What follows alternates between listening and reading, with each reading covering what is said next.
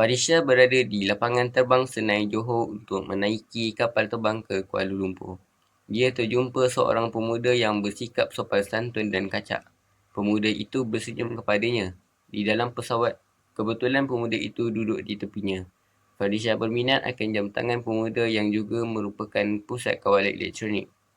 Setelah berbual ringkas, mereka tertidur dalam penerbangan. Di balai ketibaan KLIA, Farisha terlupa menghubungi rakan serumahnya Syida dan abangnya, Azrai. Dia terpaksa menaiki teksi balik ke tempat kediaman. Pada pukul 10 malam, dia baru sampai di hadapan pintu apartmennya. Kad pintar tidak dapat berfungsi untuk membuka pintu rumah. Setelah menghubungi Syida yang sedang bermain squash segera balik untuk membuka pintunya.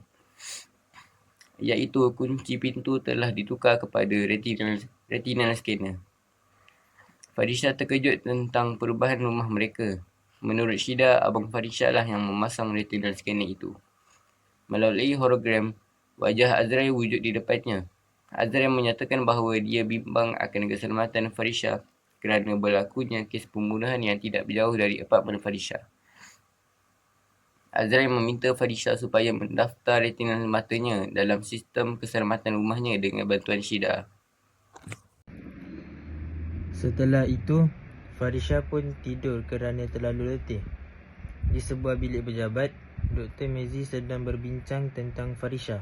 Akram, pemuda yang duduk di sisi Farisha dalam pesawat itu, mengesahkan bahawa Farisha orang yang dicari mereka selama ini kerana DNA Farisha daripada cawan di pesawat itu memang orang yang dicari mereka.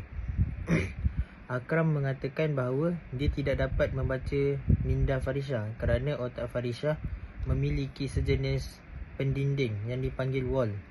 Dr. Mezi menyerahkan penetrator kepada Akram untuk membantunya supaya dapat melemahkan wall Farisha dan dapat membaca minda Farisha.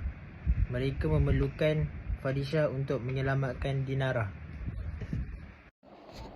Farisha telah menghubungi Rosman, rakan syarikatnya, supaya membawa dia ke Hotel Renaissance kerana dia hendak menyertai ucapan pembukaan yang akan disampaikan oleh Philip Young, Presiden Persatuan Penggodam Antarabangsa.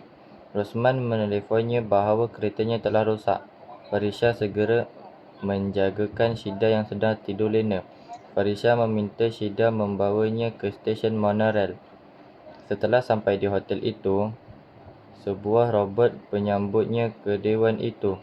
Malangnya, Philip Young tidak dapat hadir di dewan dan hanya hologram beliau yang muncul di pentas sahaja.